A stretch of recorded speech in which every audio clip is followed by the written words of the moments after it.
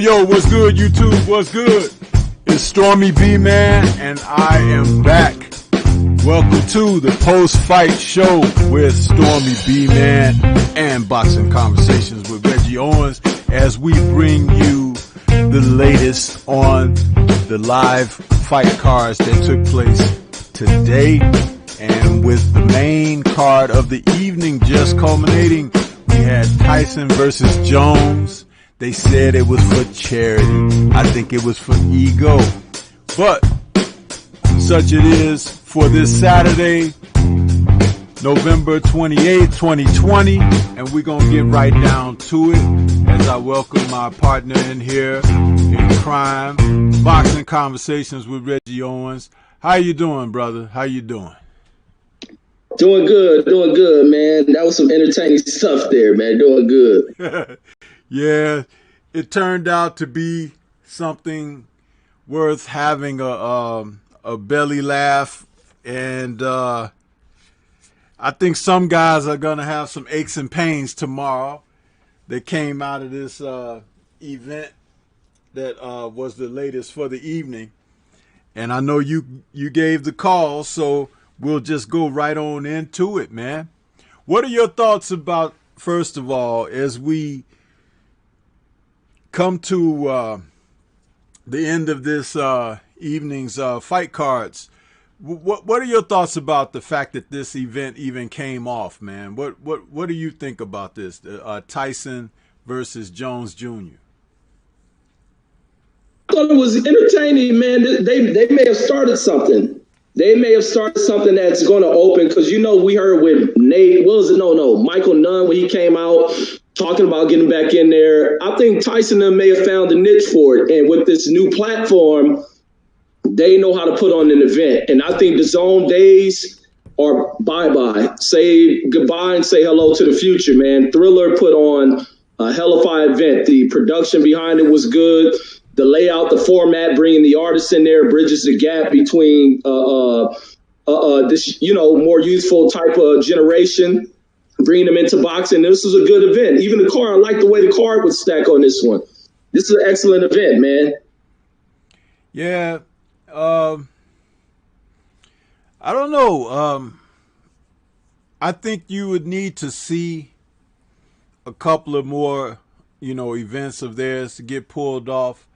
I don't know how much the smoking live and all of that will go over, but this is paid TV, so, therefore there's a certain audience that has control over what they view in their homes. But as far as the matches that took place this evening, they were definitely a little more entertaining than what the Zone has to offer from time to time.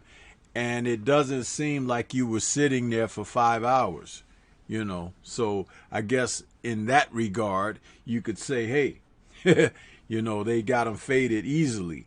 And then when you have a couple of names that are legends in the sport, it doesn't hurt, I'm glad that neither of the seniors came away with any severe injuries or whatever. But hey, it is what it is. If it were 3-minute rounds, I could kind of see something playing out where somebody might not have been able to make it the full distance. So I'm glad they made it 2-minute rounds. All in all, but hey, we could talk about Jones and Tyson. I know everybody want to hear about that, and usually I say, hey, let's go right on into it. But no. Reggie, let's talk about the fight that took place with Nate Robinson and Jake Paul.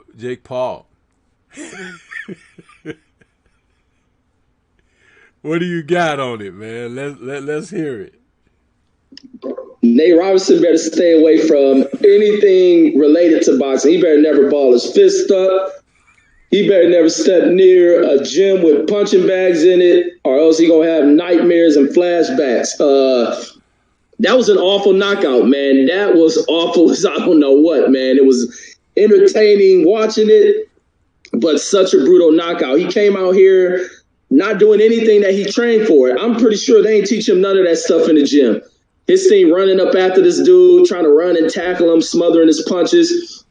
He got off like 2 solid punches early in that round where he ended up clipping Logan Paul with 2 left hooks to the jaw. And I was like, oh, man, there go Nate, because I'm thinking Nate's athleticism was going to carry him through. Seeing a 5'9" guy with the ability to dunk. I'm like, this dude's super athletic, got to be super powerful, and he just display anything, man. When you get inside that ring, you know, other type of forces take over, man. You're nervous, your punches ain't getting there, you having to think, this ain't working, you having to react on what this other person throwing at you. And it caused Nate Robinson to kind of shell up and fall asleep on what he was supposed to do. So what he went to the next thing is to run, try to smother up things, trying to get his stuff off and just, I don't know, turn into a linebacker or something in there. That Jake Paul dude's been training, doing these fights, training with fighters, going there, getting beat up in the gym, but still putting on the work. And in his mind, he's transitioned from not just being a YouTuber, but transitioning into being a boxer, where he's taking the sport a little bit more serious than the other average athlete that is out there. And he's applying it. He caught Nate, who was coming in with that wild stuff. And Nate early on, with that first knockdown that he got caught with, where he tried to say it was to the back of the head, I saw that he didn't want no more of that. He was trying to get his way up out of there, and that ref was like, heck no. I'm going to slow this countdown. Huh? We got a super chat here from Ricky E245. He says, shout out to Ricky E. Thank you for the donation, brother. He says, Nate Robinson thought he was Sean Porter tonight. He said he thought he was Sean Porter, Reggie. Hey, nope. He was holding on for dear life, man. He didn't like getting hit. You know something?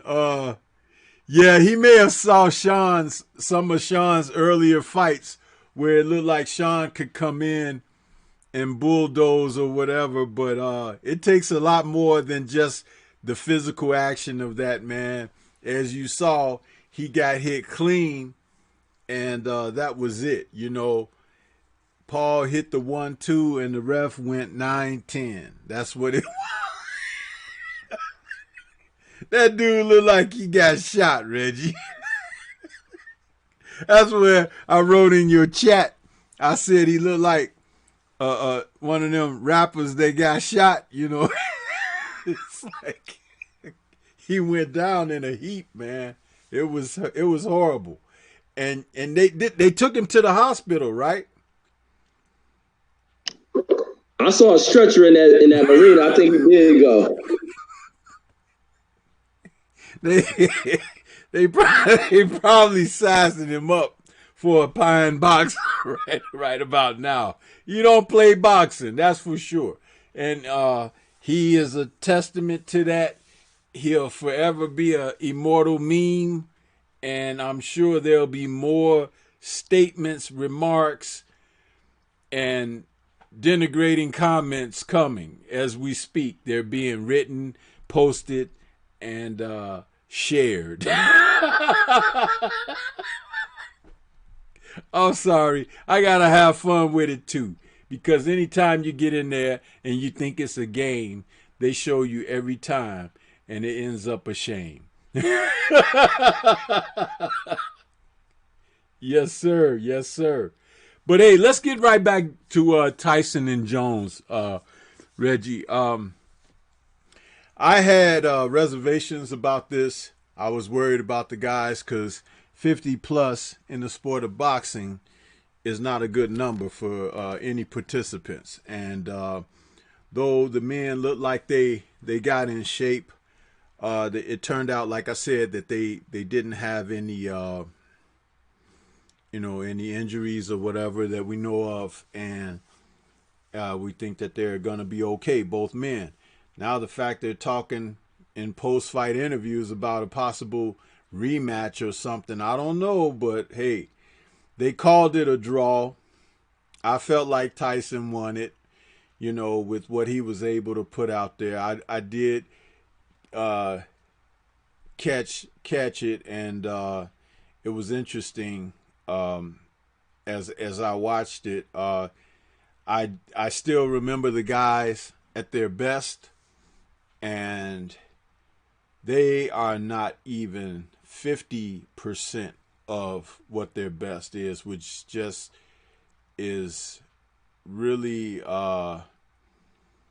it's enlightening. It wakes you up to the fact of, wow, why this is a young man's sport. What are your comments on the main event? And you can just roll with whatever you have. I like the event. I thought it was good, man, to getting these old guys out here, matching them up in age. I'd expect them to go out here looking like elite fighters, but they showed glares of themselves at this age, and I thought it was entertaining to see these guys really go out here, not to play around with it, not to do what everybody talked about it being, to try to kill off the event. End up coming out that these guys really came out to fight, and Roy Jones having to hold on, but he also spoke of the fact of what happens when you're older. He felt a lot of these punches, his body's aching. He felt some of the power from Tyson, and he had to hold on. But and that's really what gassed him, is getting hit with some of those body shots. But like I said, I like the event. If it's built up like this, these guys going to try to get in a little bit of shape. I'm going to pay for that crap. As long as it's put on by a production like this, not saying any old fight, but you get names like this, like people spoke of, maybe getting, who's that other guy talking about doing it? Shannon Briggs, cats like that. Vander's talking about that. As long as they're matched up in age pretty well and they've put in the training, let them do it. Let Michael Nunn get back out there. He's talking about he's in shape, but they have to put a nice card around. And that was the other thing to build it up, not just to see Tyson to come out here, but everything built around the card was solid. It was solid enough to keep people engaged. And everyone I've been hearing been texting me, calling me about the fight. They were entertained by it. So it turned out to be a good event. I like it as long as they can keep this one up. And I like what the Thriller platform has rolled out. I like it. And I think they should continue at it.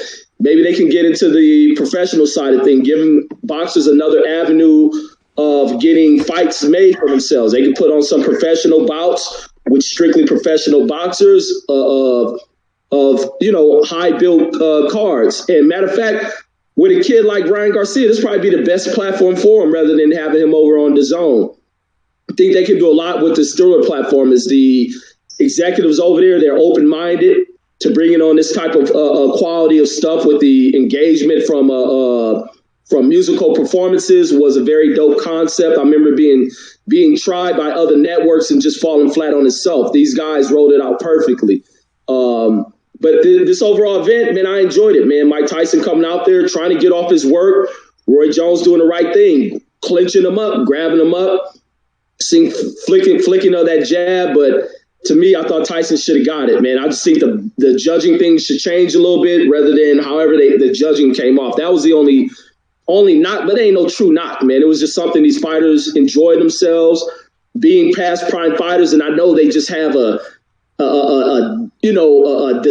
desire to want to get back in that ring, sitting back watching, and this is all they've done throughout their lives. Now they can get in there with guys at the same age and test it out rather than putting themselves at risk fighting guys who are 20 and 30 years younger than them. But I liked it, man. I ain't got no complaints about it.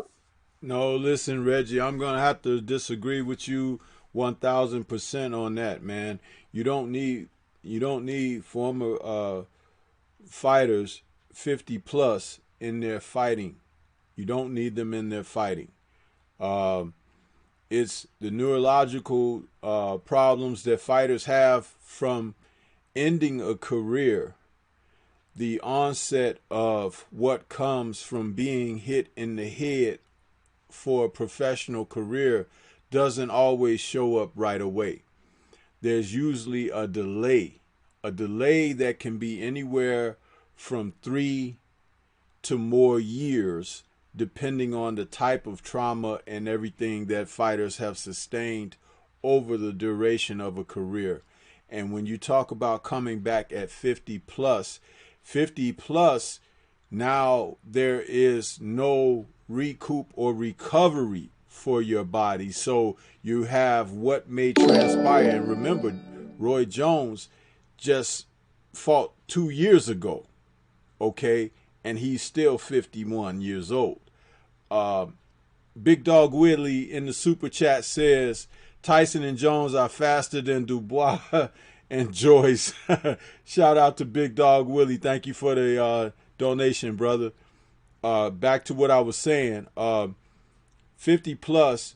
So any trauma that the body takes, any head licks that it take in the gym, remember, because these guys spar and whatnot, and then in the bout itself, you're talking about the damage that's done to them and the years, that will show up.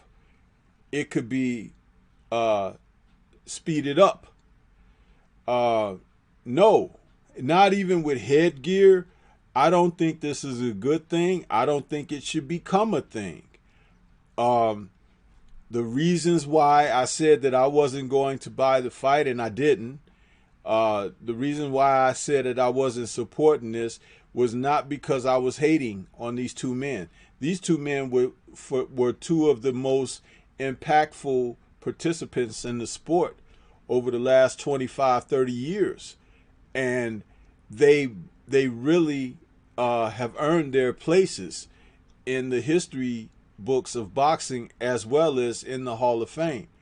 But to see these men, do you realize when George Foreman won the title, I think he was 45 when he won the title from Michael Moorer, and he took some punishment from Alex Stewart, Michael Moorer, Tommy Morrison, Shannon Briggs, Axel Schultz.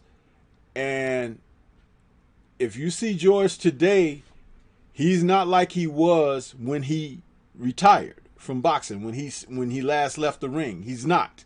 He's a lot different. And that's and George is like 70 something years old now. So just think about it, man. It's like it's not something to be taken lightly. As an advocate that you say that you are about the health and well-being of the fighters, you can't want something like this so much that you forget about that aspect of things. And it's very important to keep that under the helmet, because you will have a lot of guys coming out and they're in no shape to really be in there doing this. Shout out to Kenneth Johnson in the super chat who says salute Stormy and Reggie. Thank you, brother. Thank you, Kenneth Johnson, the resident medical man. Yes. So and I'm not trying to bang the gavel, as Creature would say, saying hell no, but I think there are some other things that can be done with the sport post retirement for fighters. But I think we should dial it back as far as putting guys in there, because I mean, it's really something to be considered, man. It really is. And if you think about Muhammad Ali and what he went through, how easy he's not with us anymore. So how easy it'll be to forget about that. But when he was alive and he was showing up at events and being out in the public, people look at that side-eyed and they'd be like, man, the damages of boxing. You know what I'm saying? So it's like, just because we don't have a public figure out there like that right now to remind us of things, we don't need to create them. That's just kind of what I wanted to offer on that. And these two men, for the different reasons, should definitely not be in that ring. Mike Tyson has his own set. I want to disagree on that. Huh? I said I want to disagree on that after you finish. That's fine. Whatever you want to make a point, go ahead and make a point that you want to make. Yeah, the reason why I disagree with that, because we see fighters who fight all the way into their 40s. They go in here against way younger opponents, and we think nothing of that. I think there should be a forum for old, aged-out fighters who want to get in there and fight with someone of an equal age, and making sure they're passing physicals, put it in the proper training to where their safety is ensured. This one turned out to be a good event. I think there's room for it, and especially if these guys can make secondary type income following their careers. A lot of these dudes will attempt to go over into some old way off corrupt nation to still try to get in the ring and go in there where safety isn't really sure. America ain't got the best safety protocols when it comes to some fights, but I think you matching someone of your own age, you're probably not going to be that susceptible to the damage. Unlike we seeing 40-year-old fighters still fighting prime 20-year-old fighters, and I think that's more dangerous than watching these past prime fighters get in there and fight. I thought it was entertaining. So what you're telling me is you don't think there should be a cutoff age for fighters? We're not seeing it. We watch. How old was Ali? Was Ali going into his 40s? Sugar Ray, Bernard, and them going way deep into their 40s because they don't walk away from the game. They should be able to walk away, finding something like this to get themselves back in. We already hearing these dudes talking about come out of retirement to fight the AJs and all this other stuff. That stuff needs to stop. They can go in there and fight other past prime dudes who they may have not fought in their prime of their career, who were 40, 50, what to say, and not too much of a danger to each other. I'll rock with it if they can get a good card put together. I enjoyed tonight, so I ain't gonna knock it. From what I understand, the history books have had fighters fight into their 40s more regular than you may imagine. However, when Archie Moore became a world champion when he was in his 40s, you know what I'm saying? So it's like that's an example of what we're talking about. But when you cross 50 years old, you should not be in the ring. You should not be licensed. You should not be given an opportunity to make a payday or even raise money for charity or whatever when you're getting hit to the head. I'm sorry. I just cannot agree with that whatsoever. And all it's going to take is the one person who gets hit and is hurt and is in a medical situation, and that will mess it all up for the entire sport. There should be a mandatory cutoff age. I agree that some type of stipulation should be in place, but guys being 50 plus, I can't not agree with that. I cannot agree with that. And I'm just, I'm thinking about it from a lot of different angles. And, two of the most recent guys who were big names in the sport, George Foreman and Larry Holmes, they did that. And both are not, they are less sharp for having fought at an advanced age than they would have been had they, remained under, finished their careers under 40 years old. I saw Larry Holmes on his interview with Vlad TV, and my goodness, Reggie, he has he dropped a lot. And that's from fighting to damn near 50 years old. I think his last fight, he was 50, if I'm not mistaken. But you don't want to see that, bro. And you don't want to see it because of what I said about the residuals and the aftermath. It's and it really parlays into how a person may have taken damage during their careers and stuff like that, because everyone's threshold is different. You might be able to absorb more than I do, and you might have 55, 60 fights in your career, and I could only have 35 or 40, and I'd be in worse shape than you are.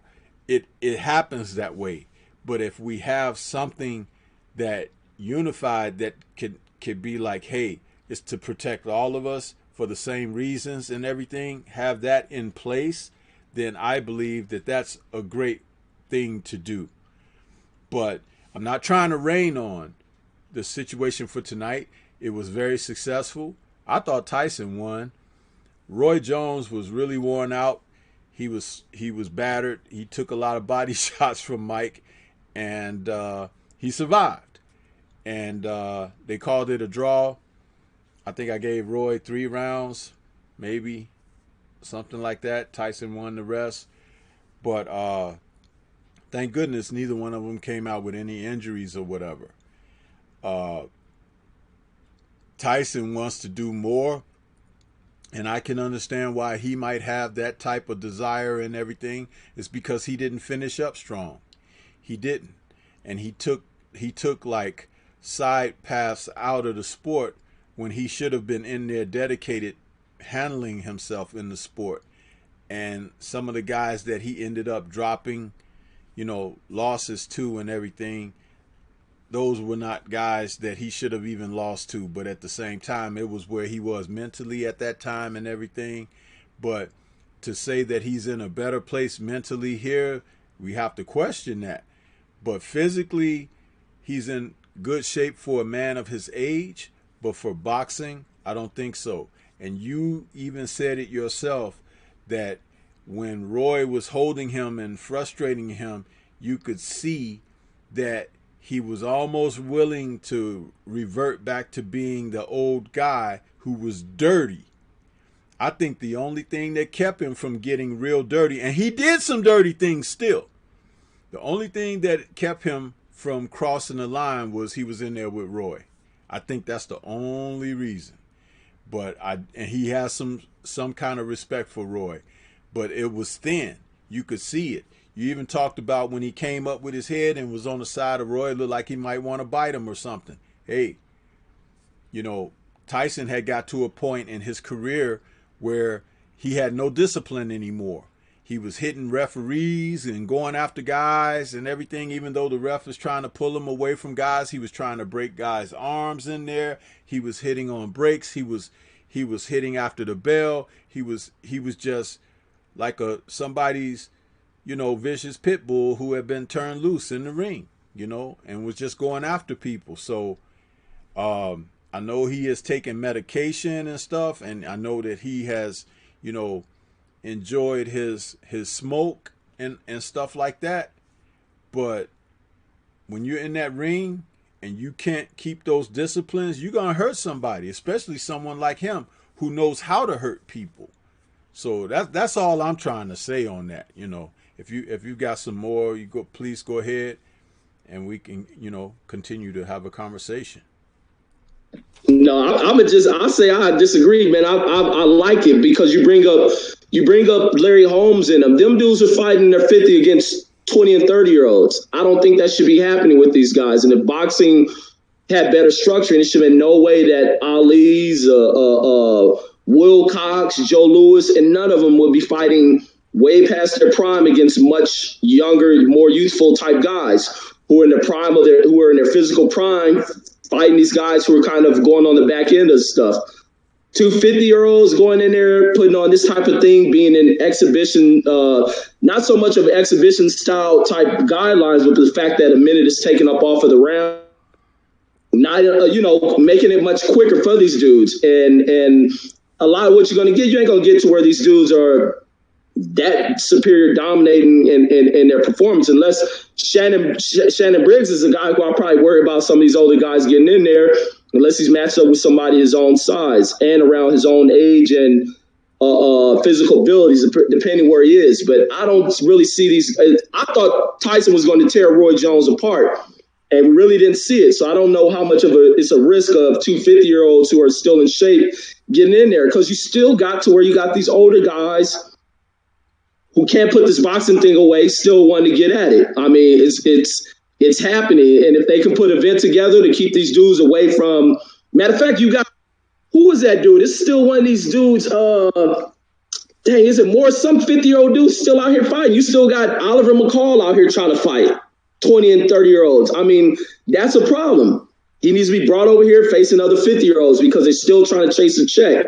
You have an event coordinator that's putting together something that puts a decent amount of money into their pockets to where they're being well off, rather than putting themselves in actual head trauma situations, fighting guys who are way younger than them, whose bodies are going to recover much quicker. You put 2 50-year-olds in there, let them get tired and fatigued at the same rate. Let their physical, what they come in there physically maxed out, fade away at the same rate, but not to go in there against 20-year-olds. And I think that's what damages older fighters rather than 2 50-year-olds getting in the ring together. It's the fact that aged out fighters are still staying in the sport, trying to challenge these young dudes, talking about, I'm going for the title shot. I think I'm going to get there. No, you're not. Yeah. Yeah, it's just, I'm telling you, we got Kenneth Johnson out there. He could tell us what it would be, for 50 and older crowds trying to be out here in this sport. And because Oliver McCall is out there doing it, I don't endorse that either. I didn't know Oliver was still fighting. I don't have any taps on him as far as what's going on in his life or whatever, but what I have to say is for across the board for, fighters that have turned 50 years old or are older. But yeah, that's, hey, but they put on a great event this evening. There should be some opportunities for professional fighters to fight on cards like this. Were all of the fights scheduled for 8 rounds? Do you know? I think, yeah, except I think one of them was a 6th rounder. Yeah, one day Nate Robinson was a 6th rounder. Yeah, because I noticed that when I saw one of the undercards, it was saying 8 rounds when I first tuned to it, and then I was like, oh, that's an 8 rounder as well. And then I thought that fight where what was the guy's name? Oh, Jermaine Ortiz. Yeah, that was an 8 rounder, right? And yeah, that was an 8 rounder. And he stopped the guy in the last round, right? No, Badu Jack. Yeah, Badu Jack went 8 rounds as well. Yeah, see, yeah, I think that was the theme tonight too. So, hey, for guys that want to stay busy, say like you're fighting non-title fights, for stay busy. You want to just keep yourself in shape. Putting together cards like that of 8 rounders or something like that, that might be a thing, because you can schedule. Let's just say a regular pay-per-view event usually have 4 to 5 matches, right? And you know that one is going to at least end in a knockout. Well, you could schedule those 4 or 5 matches of 8 rounders like that and probably get some good action out of that, because guys will be pressed to be impressive in a shorter period of time. So that may be something to look at going forward. I didn't like seeing Suleiman in there brandishing himself around, with the WBC belt and stuff. It's like, man, this guy, why don't he just go back under the rock that he come from under, man? It's just, he's just, a sleazeball to me. I didn't like seeing him out there, but he made sure that he was on camera too, didn't he? Shoot. Oh, heck yeah. And that's the good thing about a draw. Nobody got to take that cheap belt. Yeah. So it's still, and I don't think either one of the guys wanted the belt, to be honest. But for Roy Jones, I will say this. I'm glad he didn't get knocked out, because Roy was concerned, Reggie. He was very concerned, and not so much, oh, I'm fighting Mike Tyson, and, you know, he could knock me out. It was because Roy is a smart man as far as, you know, boxing and stuff like that. He didn't know what Mike he was going to face in there. He didn't know if he was going to fight a guy that's coming to be a part of this promotion and, you know, put on a decent show and everything, or this was going to be somebody that let loose on him. Because Teddy Atlas told the story of that time that they were supposed to do an exhibition with a guy many years ago. This was in the late 80s, early 80s, before Mike became heavyweight champion. And he was supposed to do an exhibition with a guy. And Mike went out there and totally blitzed the dude in a few seconds and knocked him out. And Teddy's people, you know, the guy's fight came, the guy's people came at Teddy and was like, hey, this wasn't a fight. It was supposed to be an exhibition. What you guys doing? And this and that. And Teddy was like, you know, he was trying to soft shoe it for Mike, but he said he knew that Mike was going to do that. You know, and he didn't try to pull Mike back either. So I'm sure Roy knew of that story. So, you know, because word goes around. He's not young in the sport. He's around. He's a contemporary of Mike's. So he may have known about that. And he was probably thinking, is this sucker going to come after me too? You know what I'm saying? So I'm sure that might have been in the back of his mind. Oh, heck yeah. So, yeah. But Mike did look like he was trying to put his punches together. He looked like he was focused to try to deliver his shots, but he still wasn't handling getting getting clinched and held very well. There was a time when he knew what to do in those instances. He hasn't shown that he knows what to do in those instances in over 20 plus years, because even when he was still fighting toward the end of his career, guys like Franz Botha, Lennox Lewis, Olin Norris, Lou Savarese, Danny Williams, Holyfield, all of these guys who would hold him and kind of manhandle him from time to time, and he didn't deal with that very well. And he would resort to doing other things, tactics and stuff like that. And it's like there's a disconnect from the championship caliber fighter that he was at one time and then what he had become. It's just remarkable that it was almost like he had no recollection. It was a total disconnect. I don't understand that about him. So, but yeah, you got anything else on the fight? No, that's all I had on that. So let's go to the card. Well, we there was not very much of what I had on the JOYCE and Dubois fight. I felt like those two men, I tuned in to watch them. I wasn't really interested in their undercards. I wasn't really interested in anybody else. You know, I just wanted to see those two guys. And interesting set of affairs that occurred there, Reggie. Would you like to give us your thoughts on your call of the fight and how you saw that one ending up? Man, and this one, man, I'm going to go open up, man. I was going for Daniel Dubois, man. Like I said, I think Daniel Dubois was the future of the heavyweight division. Even in this loss, I don't count him out. Don't think a loss means anything. And the fact that he went in there at age 23, it's tremendous for him. It was a big-time learning experience for him. He went in there to battle in with a dude who's really going to be a hard guy for anyone in this division to get in there and defeat. That dude can take a dang punch, man. And going in here, I just thought Daniel Dubois would just be much quicker with the speed, having enough power to get get to JOYCE up out of there, and he'll have the movement to move around on him and slip out the way of a lot of these shots. He had his moment. He looked good, and on my card, I had Daniel Dubois ahead in this fight, and people were in the chat had Daniel Dubois up as well. The thing with Joe Joyce, he whipped out a perfect jab.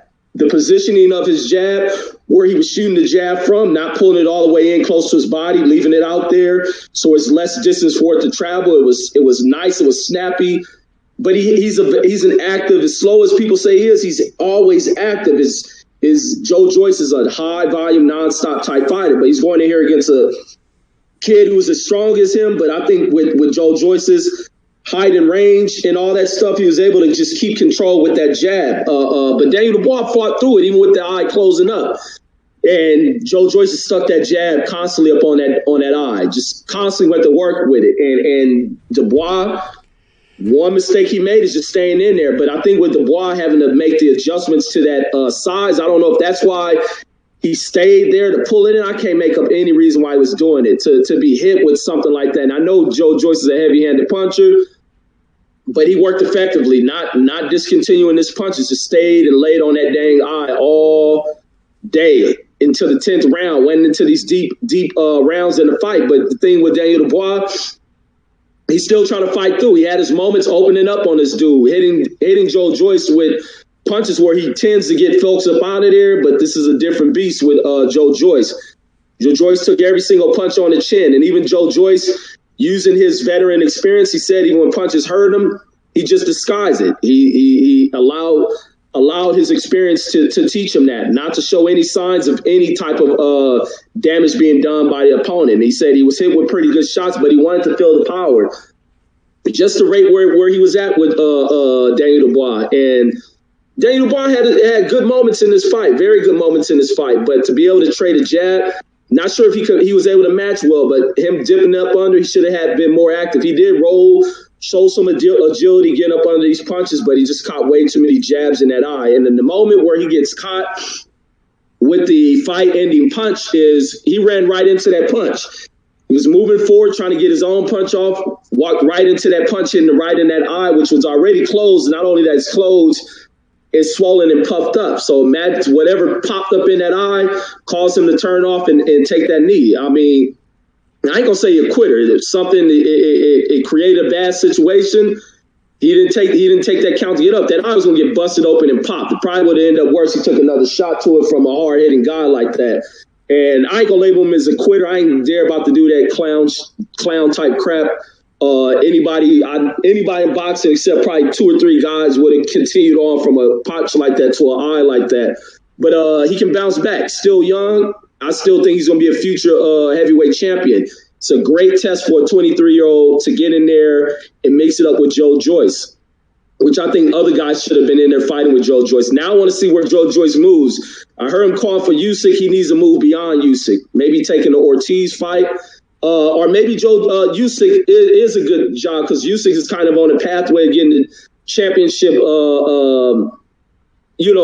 championship shot before any of these other guys who've been in the division longer than him. So maybe Joe Joyce is right. Get Usyk up out the way and then move on to fighting one of these top heavyweights. And I want to see what a top heavyweight can do with Joe Joyce. Joe Joyce is a hard dude to get up out of this ring, is from what I'm seeing. Daniel Dubois was cracking him and couldn't do nothing with him. But that's my thoughts on that. Yeah,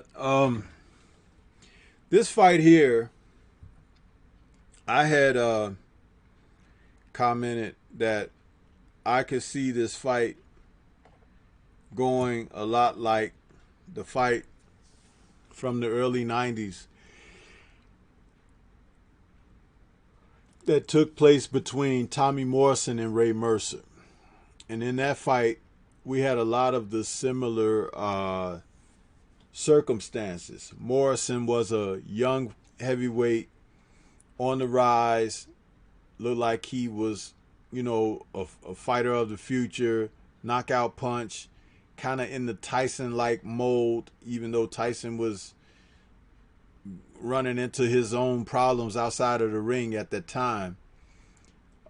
He was feasting on a lot of the similar opponents that Tyson had faced in his career because those fighters were still competing.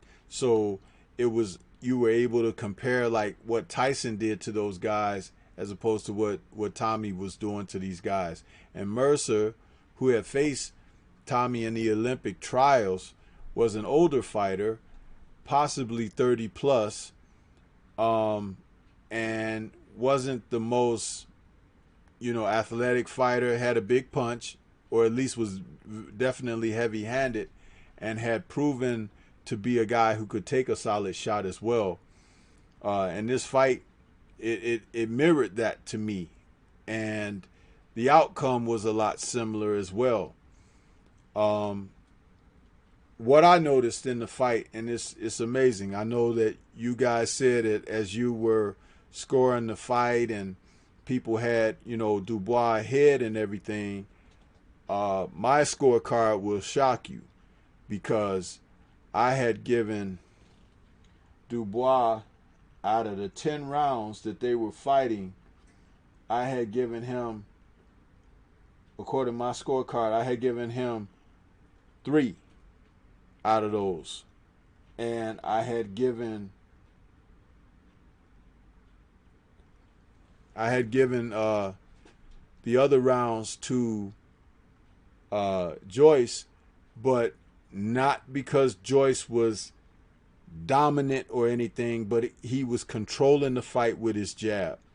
And the instances where Dubois jumped on top of him, which was pretty much the first quarter of the fight, he was successful in spurts, but then JOYCE would right the ship with the jab and continue to just pump the jab and everything. And I was noticing where they were fighting in the ring. JOYCE would position himself at the center of the ring, and he would work from there. Even if Dubois was doing certain things to him, he would, cover up, block, move away, circle, and come right back to a position of being close to the center or whatever. He didn't languish against the ropes. He didn't do a lot of the taking the blows that typically would land flush for Dubois. He got hit, yes, but he seemed to find a certain distance where Dubois' power didn't have the dangerous effect that it would have in certain places. And people were saying that he wasn't throwing any left hooks. He was looking to hit JOYCE with his right hand for some reason. And Dubois has shown a very strong left hook in other fights. And I found that interesting, that he wasn't throwing his left hooks. So looking at what was transpiring there, it was a case of Dubois was looking to get in with his power and not looking to set anything up. He wasn't working off of a jab. He had little to no head movement whatsoever. And he thought that physically he would be able to deal with JOYCE a little bit more. But as I had stated going into this fight, JOYCE is a big man, and he is a solid man as far as his presence in the ring. He's a come forward by nature guy. I talked about this in the gym of, watching two kids, like when you put them in the ring to spar for the first time, sometimes they will reveal their nature. Some kids, when the bell rings, the one guy will start moving around naturally, circling or whatever. The other guy might go right forward, or they both might circle. But what I'm trying to get at there is the nature of the individual is usually on display at an early stage, what their temperament is. And JOYCE's temperament is a come forward guy. And in that sense, I noticed that Dubois, in certain instances, tried to push him back or whatever, but he just met that with resistance, and that's tiring. It's tiring mentally. And because he wasn't using certain punches, like a jab, throwing combinations, looking to get in and out, he was wearing down. But what really happened that was at a disadvantage for him was the swollen eye. And they didn't deal with it very well in the corner. I don't know if JOYCE blows his nose, because sometimes when guys are blowing their nose, your sinus cavities that run right under the ducts that run right under your eyes, that'll, if an eye has trauma, it'll swell even more if you're blowing your nose. You're supposed to breathe out through your mouth. You inhale through your nose and breathe out your mouth. And I don't think they were handling his swollen eye very well at all. And Joyce, when he noticed that the eye was swelling, he started moving around to Joyce's right, which is Dubois' left, because it was Dubois' left eye. And he just kept jabbing right at that area, and the guy still wasn't moving his head. So with that being said, you know, he wasn't prepared to take the next step in a fight where somebody is competing with him to make adjustments. Everything he had done up to this point, he was physically imposing over his opponents, or his power got him through, or whatever. Well, sometimes that's not going to be good enough. You're going to have to go to something else.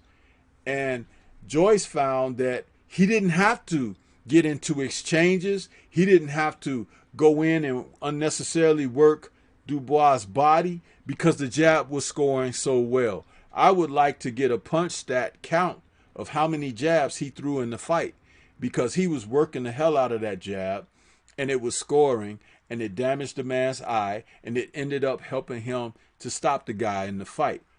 Now, the difficulty that Joyce may have had seeing out of the eye, it was definitely just about closed and shut and everything like that. But when he took the knee, he took that knee voluntarily after getting hit. And even while he was down there and the ref was counting, he made the decision not to get up, to continue. That's quitting. Now, am I calling him a quitter? He quit in that instance, because he could have got up and tried again, let his corner stop it or something like that. But at the same time, he was fighting from a deficit. And it's obvious that he didn't feel that from that point he could go on. Now, it's early in his career. Can he come back? Of course he can come back. But will he make the adjustments that are necessary to elevate him beyond this point? I don't know. Maybe getting with a trainer from the U.S. will help him, because he's got to do something about not having head movement. Not having head movement in the heavyweight division is extremely vital, because you can get hit with a shot by a guy. Now imagine him being in there with a fighter like Deontay Wilder and he can't see. He can have his lights turned out to a degree like he's never known. And that's the thing. To be able to understand, see, it's okay when you're hitting people and they're covering up and they cowering and they running away and you're overcoming them. But when somebody can take what you have to offer, give something back, and put you in peril, what do? What's your next adjustment? Dubois didn't have that answer tonight. But he can go back to the drawing board and he can come back and fight another day. But will they make the necessary adjustments? Because if he doesn't learn how to move that peanut on his shoulders, the same thing can just happen again. And people will know that this fight exposed that he doesn't use a jab. He doesn't even work behind it. He looks to get in close and start loading up with power punches. And he's very fortunate that Joyce didn't opt to start going to his body, because that would have sapped his energy and everything even sooner in the fight. But why try to change what was working excellently? And that was his jab. That's the way I saw it.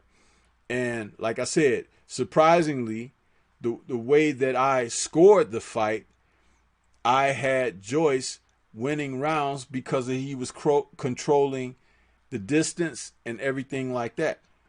Dubois had his moments, but he didn't have an imposition on Joyce. Joyce never stopped doing what he was doing. And Joyce never looked like he wanted to stop. It looked like he made sure he was safe in there. He got hit some clean shots. He was shook and everything, but it never stopped him. It never stopped him from. And guess what? If Dubois can punch like that, why wasn't he trying to work that man's body? Why wasn't he trying to go in there for the body shots? Oh, I forgot. He wasn't able to get past the jab.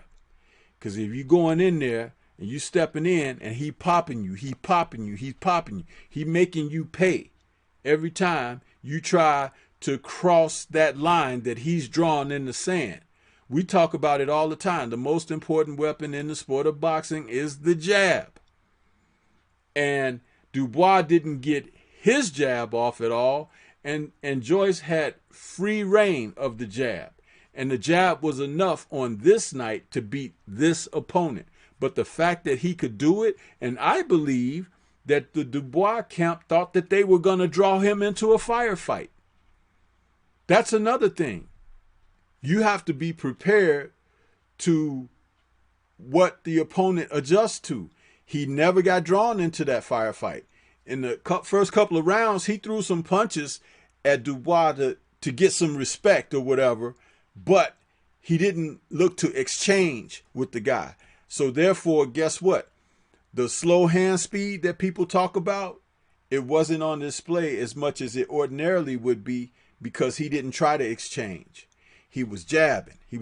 And guess where he was jabbing from? His left hand was high because he was able to block and parry and catch stuff. Yeah, some shots got through, but he was able to jab from here. And like I said to guys before, when you're jabbing from your shoulder and your chin straight out, the shortest distance between 2 points is a straight line. So why are you bringing the jab up from around your waist like this or whatever? So it's like he was able to catch that guy, keep him at a certain distance. When the guy get ready to step again, you step with your jab, pow, and you could step back and make him reset, start all over again.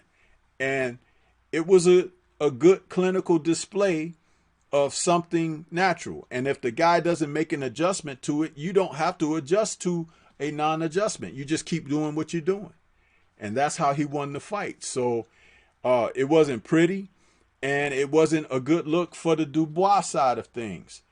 But it's a lesson that he has to learn. And many other fighters are going to learn this lesson if they step in with quality opposition, fight the people they should be fighting, because that's what's going to become of that. Somebody is going to be shown that they don't have what it takes to go to the next level.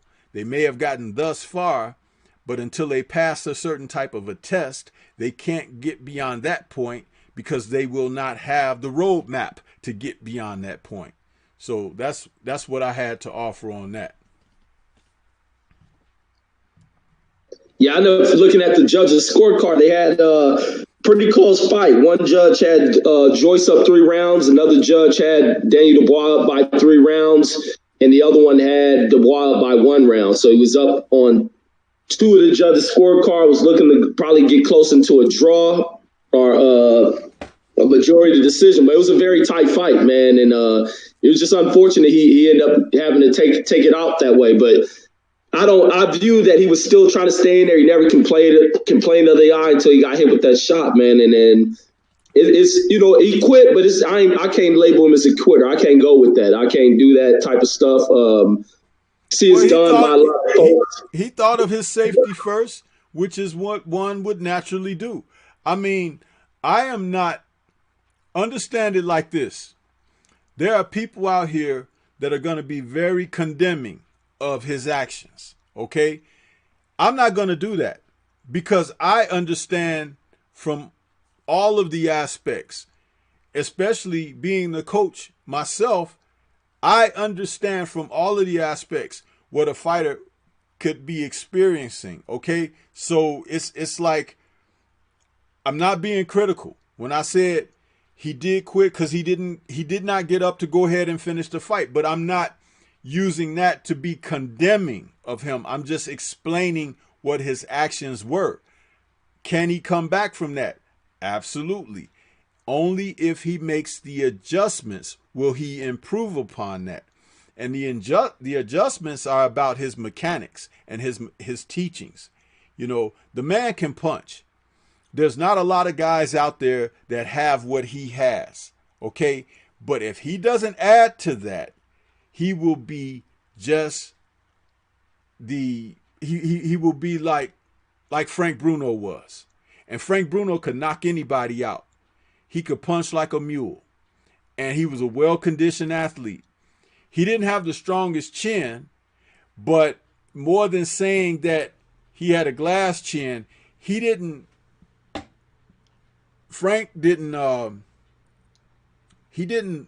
react to punches, getting punch flush well, because he didn't go to the canvas a lot. There's only a couple of guys I remember putting him down on the canvas, and even Lennox Lewis didn't put him on the canvas. So, and Lennox can punch like the Dickens. Witherspoon put him down, and Bone Crusher Smith put him down. Those are only, and even Mike Tyson didn't put him down. You know, he was in the rematch, he was in the ropes, stopped in the ropes, and in the first fight, he was stopped against the ropes against Tyson. So Bruno has strong legs, but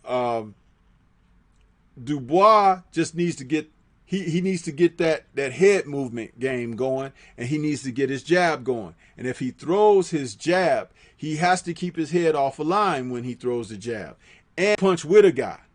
Most guys aren't accustomed to being hit at the same time that they're throwing a punch. And if your head is right on center line, when you throw your shot and the guy throws a counter shot, you're going to get hit. But if your head is off center line when you throw your shot, you're more likely to make the shot miss or go over your shoulder or something like that. So that's something that he's going to have to work on. A lot of the trainers over in the UK don't work those aspects of the techniques because you see it in so many of the fighters. If you've got a guy over there that's got natural head movement, it's because they've watched and emulated someone else. And it's amazing that you don't see more of it, watching and emulating someone else. It's like they go in there and they stand straight tall and everything, and you know that will only get you so far before you get tagged. And it's something that has to be, you know, drilled. And he is at a point where he can get with someone that can refine him and make him much better. And like I say, he's only 23 years old, so that's very young as far as a young heavyweight that can do some of the things that he's accomplished thus far. JOYCE is more limited than he is. JOYCE will be able to box some people, and he'll be able to take some punishment or whatever. But he's a guy that he can be outpointed, he can be outworked, but he's just gonna be like another Ray Mercer. He's a guy that'll be able to take it, and those are some of the toughest guys to get rid of in boxing. You know, those guys who got a granite chin, and they'll be in there with you from bell to bell. So you're gonna have to outwork them, outscore them, and outbox them. You know, so that's the thing about JOYCE. Someone asked me in an earlier chat. They said that who do I think that JOYCE should fight next? I said, I think that a fight between he and Prince Charles Martin would be great. Good fight for the two of them. Let those two big robots go after each other and see what happens there. And with him being, with Martin being a former world champion, a victory over him elevates JOYCE's status even more. So that should be the type of fight he's looking for. Someone like that. You know, a Western fighter. So it's like, you know, as far as Dubois, take some time off, make sure his eye is okay, and start looking to add. He doesn't have to get rid of who he's working with, but looking to add someone as another person in his corner to help him refine his technique. And man, for someone who's heavy-handed like him, why he doesn't use a jab, I have no idea. But he needs to get that damn jab working.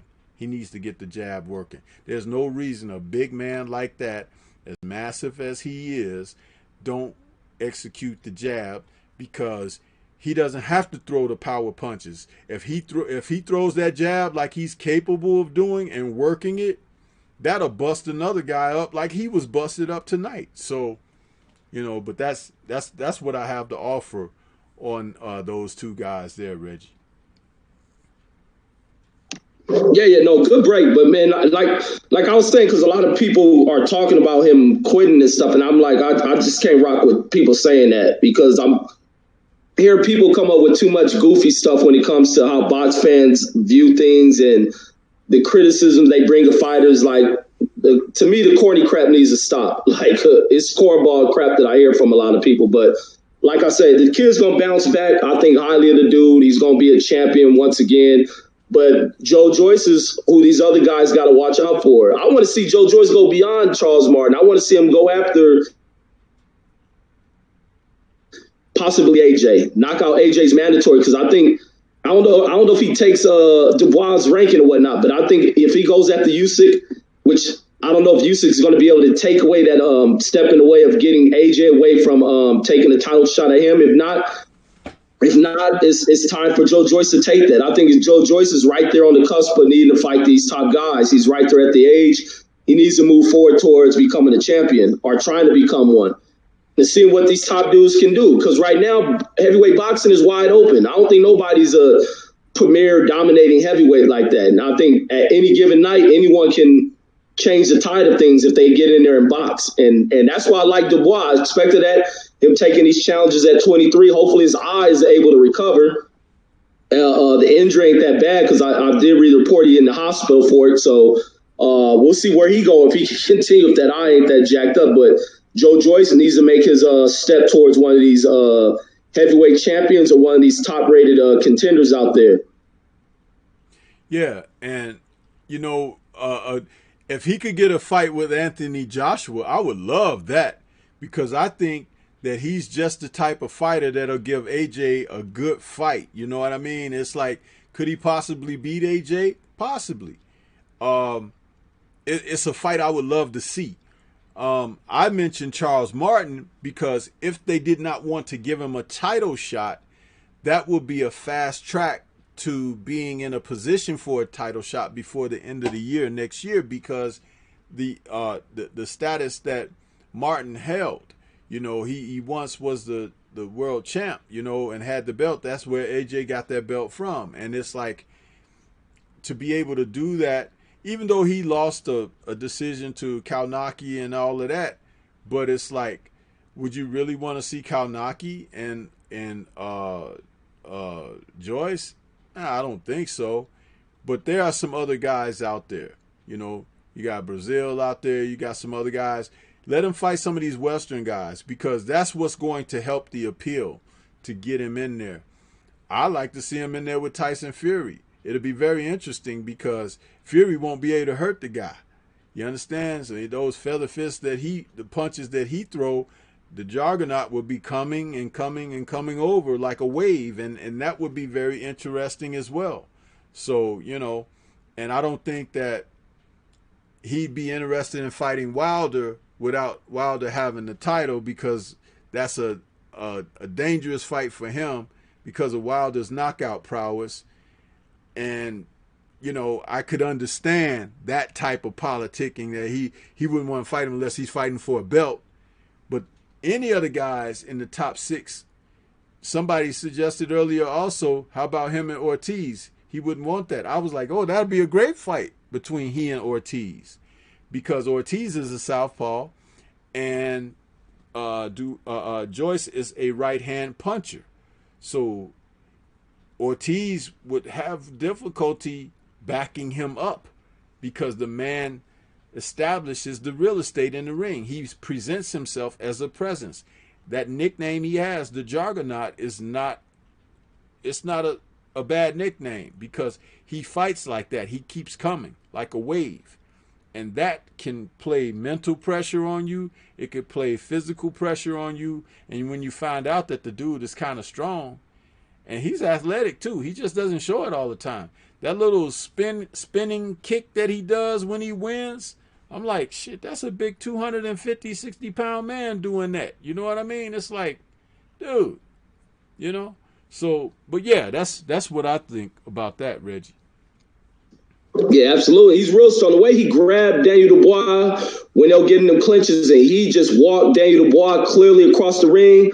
I'm like, man, this dude is strong as I don't know what, man. And like, the name is fitting of him, man. That's why I'm like wondering when he does step up, seeing what these top level heavyweights can do with him. If you can't hurt this dude, like you say, he walks forward, he's just gonna wear down on you. He's just gonna wear at you, and he can take a shot, man. That dude he's a massive, powerful dude, man, and physically strong. So I even wonder what Tyson Fury do. Can Tyson Fury lay weight on this dude? I think he can get up there and try to manhandle Tyson Fury. You ain't gonna be able to land on this dude if you're not that heavy of a puncher. How well do you take his jab? And he can probably get to that eye, because this dude got to be like 6'7", 6'6", 6'7", and got a long extended reach. And I would love to see if he can get a matchup against Tyson Fury, which I doubt Tyson Fury want to face the guy. And he throws the jab from the proper position, Reggie. He throws it from up high. He doesn't carry his hands low like that. And now you understand why the fight with Brian Jennings went the way it did. You know, early in the first couple of rounds, Jennings tried to open up on him and score and stuff like that, and he was walking through Jennings' stuff. And then Jennings, by the middle to later rounds, was covering and cowering up against the ropes, remember? Because Jennings is not the kind of guy to move on your toes and dance around the ring and stuff. He's more of a flat-footed fighter. I mean, he could step around and everything, but the Juggernaut kept cutting the ring off on him and applying that pressure and everything. At one point, when Jennings threw some shots at him, he just held his hands out like this and was yelling at him, "Ah!" You know, like, "Bring it!" You know, and that was something that, you know, Jennings was having trouble with, because he had been in there with Klitschko, don't forget. And Klitschko is a big boxer, but the Juggernaut brings a different set of purpose in there. And I can't state this enough. When you have a guy who could take a shot and he's a come forward aggressive type guy, you need to know how to deal with that. And there are not a lot of guys out there right now at the top of the sport in that division that are skilled. There's not. There are guys who got punches. There's guys who, you know, can move. There are guys who, you know, they're moderate because they've been fighting a lot of soft touches and stuff like that. But there's nobody who has everything, can box, can take it, that can punch, got good defense and all of that. Everybody has an Achilles in the heavyweight division, in that top echelon of the division. And we need to see these guys fight each other. When the heavyweights begin to start mixing it up, the rest of the sport of boxing will fall right into place, because it has always been the heavyweights, the big men, who have driven the sport. And that's what we need to see. You know, we really need to see that, because you'll be able to separate the wheat from the chaff very, very quickly when these guys start mixing it up, you know? So, but yeah, that's what I have to offer on that. And, you know, I don't think that Tyson Fury will want to have anything to do with him. I really don't. No, not at all. So, as far as if Dubois wanted to get some people to work with him, I know that there were a couple of suggestions in the chat. I know that Ricky E245 said, how about Buddy McGirt? You know, man, how about a Ronnie Shields? You know, someone like that working with Dubois. That would, whoo, you know. Or even Jonathan Banks, you know, from the old Kronk school. You know, it's like Jonathan Banks might be able to help him out. But isn't Banks working with another heavyweight? I thought Banks was the one training Badu tonight. Yeah, he might have been training Badu Jack, but I thought that I saw Banks working with another heavyweight. I know he worked with Klitschko after Emmanuel died, but Klitschko ain't fought in a few years, so I don't know. Wait, was he training Charles Martin? Who was training Charles Martin in that comeback? I don't remember. I don't remember who was training Charles Martin. Because Martin fought on the Wilder Ortiz undercard, right? Or was that, or was that the Wilder Fury 2 undercard that he fought? I think that might have been Wilder Fury 2. Yeah, so that's the last time I saw Martin. So we will have to look at that to see the undercard to see who it was that was training Martin. But yeah, there are a handful of trainers out there that could possibly add to Dubois. You know, I know that Freddie Roach likes to work with fighters from different places, but Freddie Roach is not the trainer for him because he's already offensive, but he needs to learn how to get his head offline and stuff like that. So someone who may have a bit more of boxing pedigree, that would be essential for him. You know what's weird? If he could get, and I know this might sound a little crazy, but if he could get someone like Kevin Rooney that can help him with the defensive aspect of things, because his offense is fine. But, you know, nobody's teaching Custom Models peekaboo and head movement, you know, defensive technique right now. And I remember when Vinny Pazienza went with Kevin Rooney for a little while after he came back from the car crash. You know, it's like it helped Vinny. It helped him. And he even got up to that point where he was, you know, rated where he could get a fight with Roy Jones. So it's like it helped. It didn't help him against Jones, but not much was going to help anybody against Jones during those days.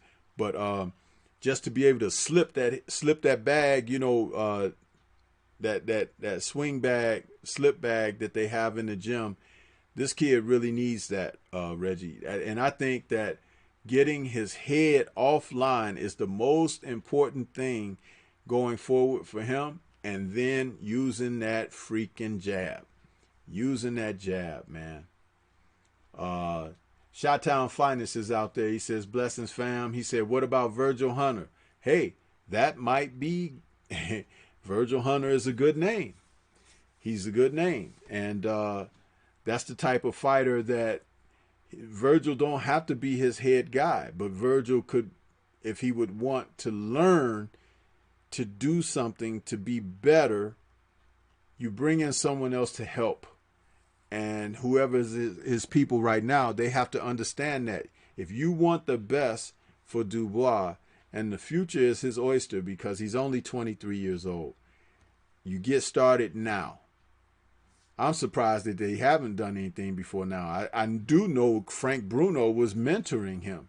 And it's amazing that Frank Bruno, for all of what he's had to offer, maybe it's just pride that they don't want to say, hey, let's bring in an American, you know, trainer that can teach you certain things, because they, you know, that's national pride there. They feel like they can compete on the world-class stage. But hey, we've seen different, right?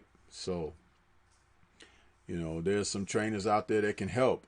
Stacy McKinley, he's worked with some guys, especially with heavyweights, all those heavyweights that Don King had in his camp over there. Stacy McKinley has worked with those guys, you know, and it would be beneficial. So, but yeah. What else you got, Reggie? What else you got on it? Now, I had a question. Mickey Rooney's still alive? I always thought he passed away. That's why I haven't seen him in boxing. And then I'm about to say we got Earl next week. You mean Kevin Rooney? I think that Kevin Rooney is still alive. If he did pass away, I didn't know. I hadn't heard anything. Wow. You know, no, because I thought when you had brought his name up, I was like, I always thought that's why I haven't seen him. I thought maybe he had passed away or something from back in the days. Is why he hasn't been in the sport.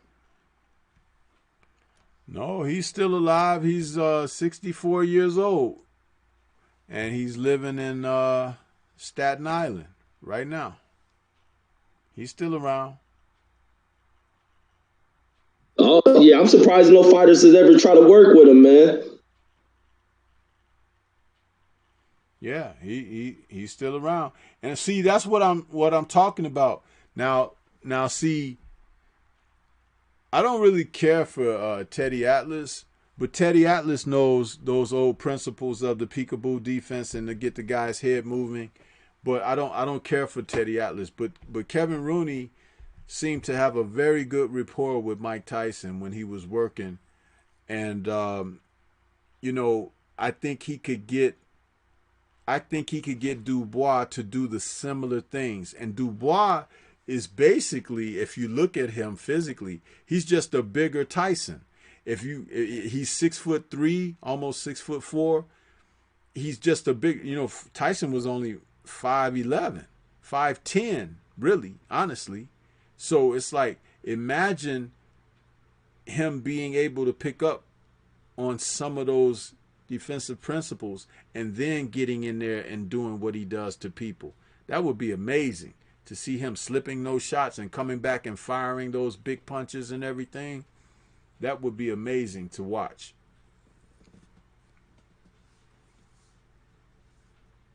Yeah, no, it would, man. Definitely would. It definitely would. But man, next week is Earl, right? We got Earl Saturday, right? Dude, that is exactly right.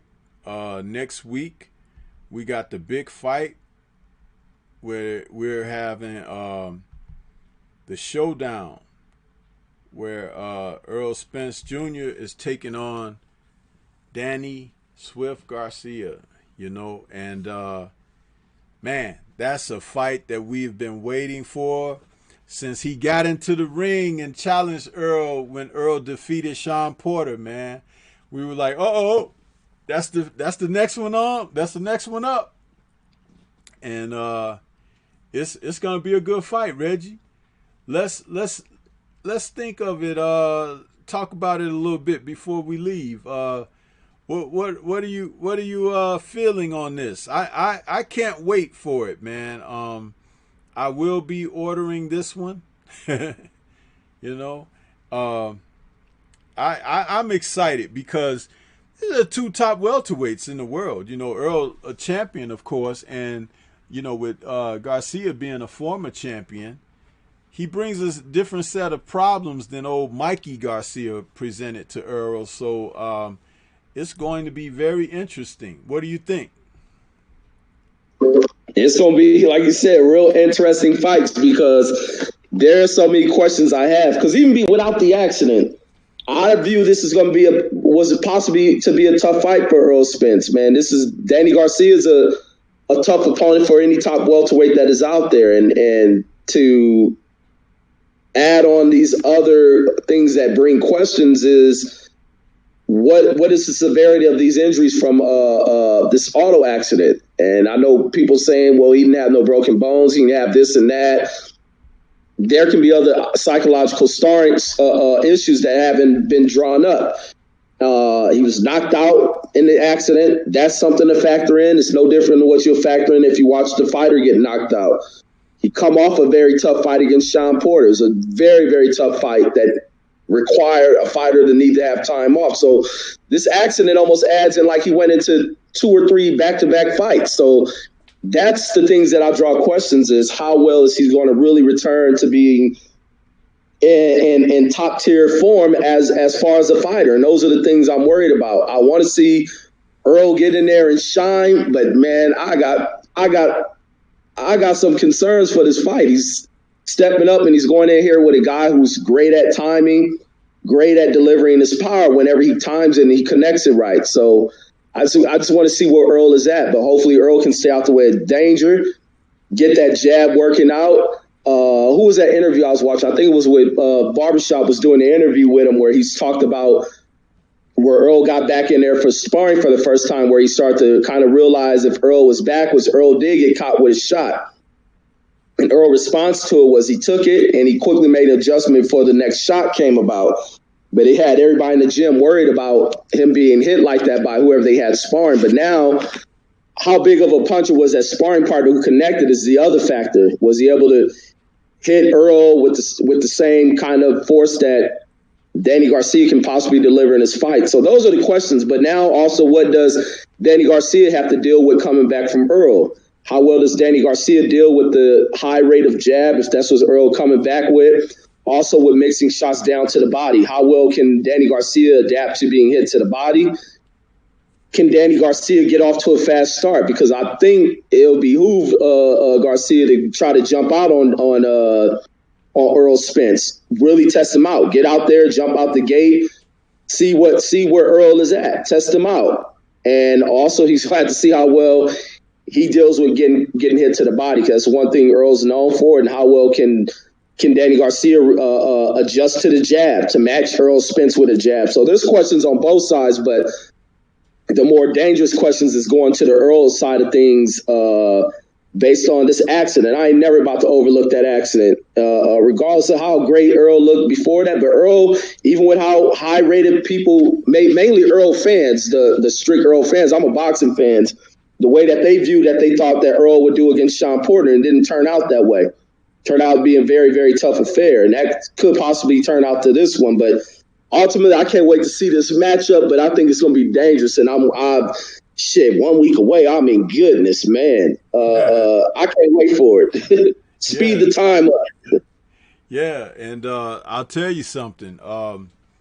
This is not the fight for Earl to go into thinking that he's going to beat the guy at his own game.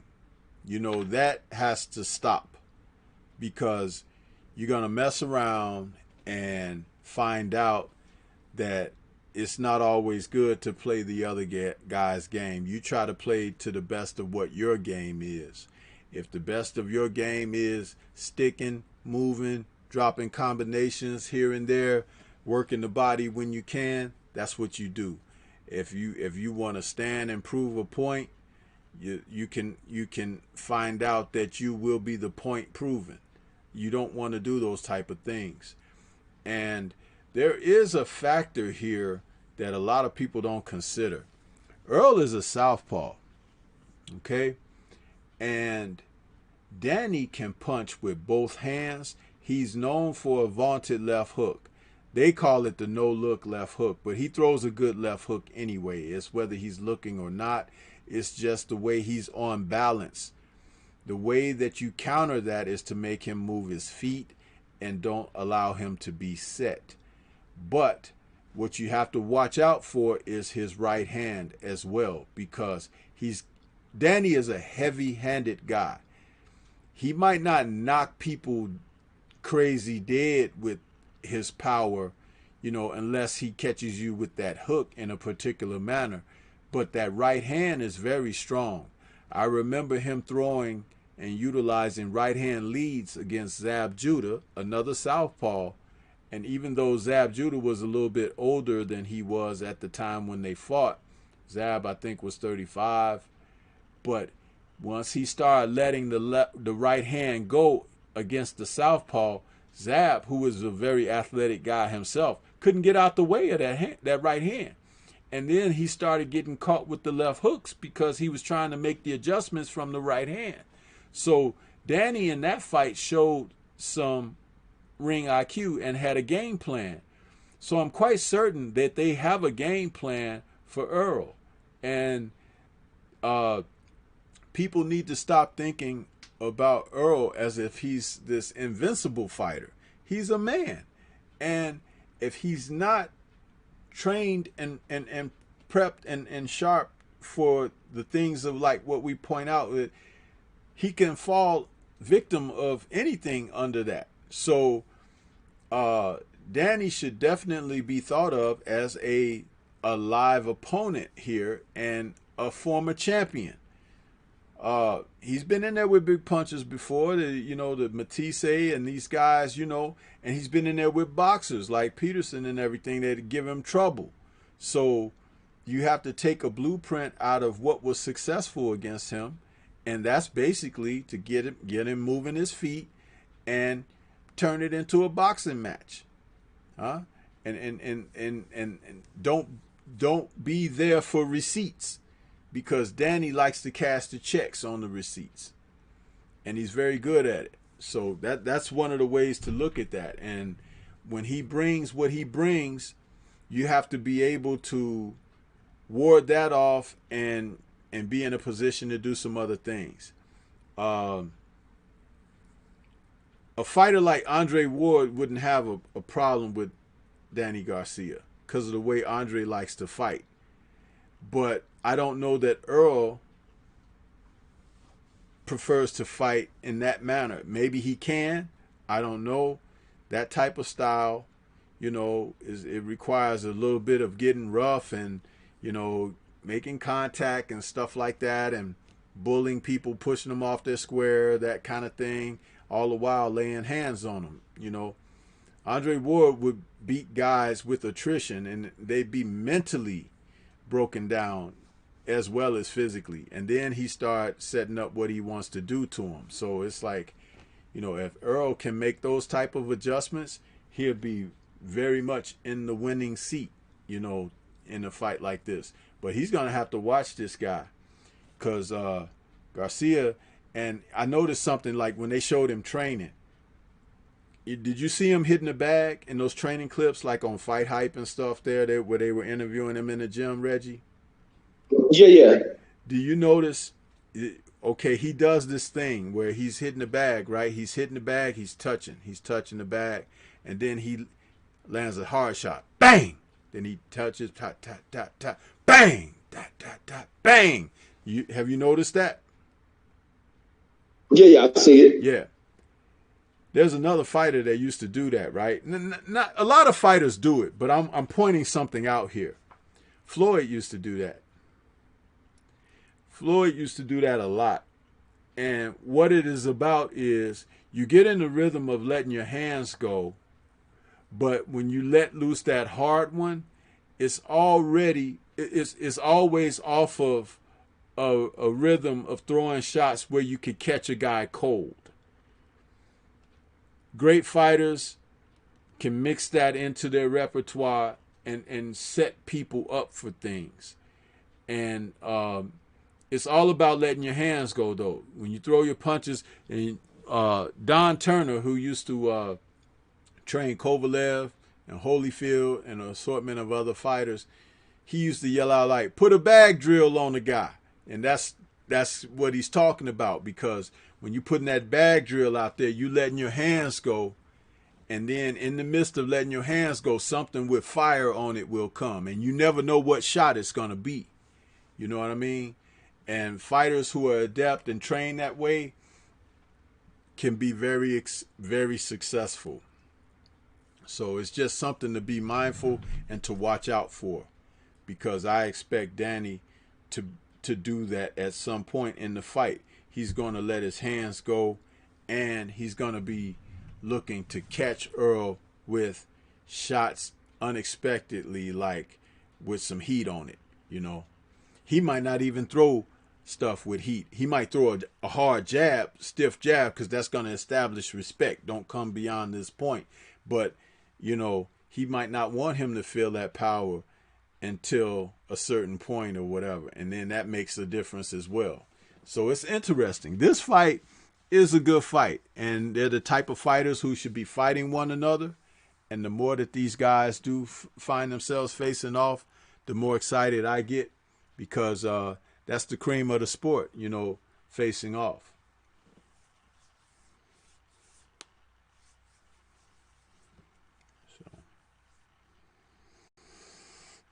So yeah, but that's about all I got, Reggie. You got anything else, or you want to give us some final thoughts and words before we close it out? Oh yeah, that's all I got, man. Thanks again, OG, man. It was great coming back on here for this post fight. Was entertained. I was entertained, man, today, but I'm gonna be really entertained come Saturday. That's gonna be an epic fight to watch. To watch the return of Errol Spence, to see where he's at. I'm praying for much success for Errol Spence to come out victorious in that fight, but I'm still worried going into this fight. But man, I'm riding with Earl, keeping my fingers crossed. But that's all I got, OG. Salute to everybody who came through. Yes, sir, man. And I appreciate you coming on with me and doing these shows because I'm just gonna say it, man. We got the best post-fight show, bro. We got the best post-fight show. Huh? I was saying I agree with that. Yeah, so yeah, man, it's been a great night of boxing. Again, next week is gonna be super fine as far as what we're looking for the sport. And I can't wait, man. I just want to fast forward to Friday so we can be talking about it for tomorrow night. So, but yeah, it's been a great post-fight show. Want to say salute to the chat and everybody that's out there participating who hit the like button, and those who didn't, please do so. Don't forget to subscribe to Boxing Conversations with Reggie Owens because he's still trying to rebuild his channel up. And he's calling these fights over there, and we need you guys to help support the grind. So, but yeah, it's been another great night, post-fight show, and we're going to check on out for tonight, and we'll catch up with you guys next week when we have the post-fight show for this fight on the horizon, Spence Jr. versus Garcia. That's going to be awesome. We'll be talking about it, and I'm sure everybody will be excited and everything. Another great show to look forward to. So enjoy the rest of the weekend. Have a wonderful week. Stay safe, and we'll catch you guys on the next one. Peace.